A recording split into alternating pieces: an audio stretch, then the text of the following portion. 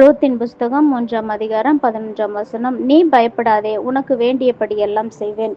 இன்றைக்கு கர்த்தர் உங்களை பார்த்து சொல்லக்கூடிய ஒரு வார்த்தை. இந்த ஆடியோவை கேட்டுக்கொண்டிருக்கிற உங்கள் ஒவ்வொருவரையும் பார்த்து ஆண்டவராகிய தேவன் நீங்கள் வேண்டிக் கொண்ட எல்லாவற்றையும் செய்வேன் என்று சொல்லி ஆண்டவராகிய தேவன் வாக்கு பண்ணக்கூடியவராய் காணப்படுகிறார்.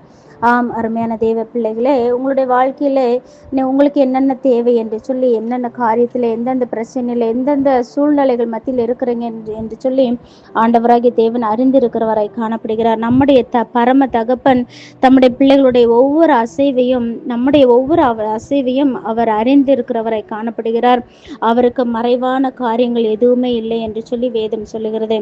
எனவே இதுவரைக்கும் நீங்கள் வேண்டிக் கொண்ட எல்லா காரியங்களையும் செய்ய அவர் சித்தமுள்ளவராய் காணப்படுகிறார். நீங்க பயந்து கொண்டிருக்கலாம், இதற்கு இன்னும் தாமதமாய் கொண்டிருக்கிறதே, கால தாமதம், ஒரு ஆபத்தை வந்து முடியுமோ என்னவோ என்று சொல்லி பயந்து கொண்டிருக்கலாம்.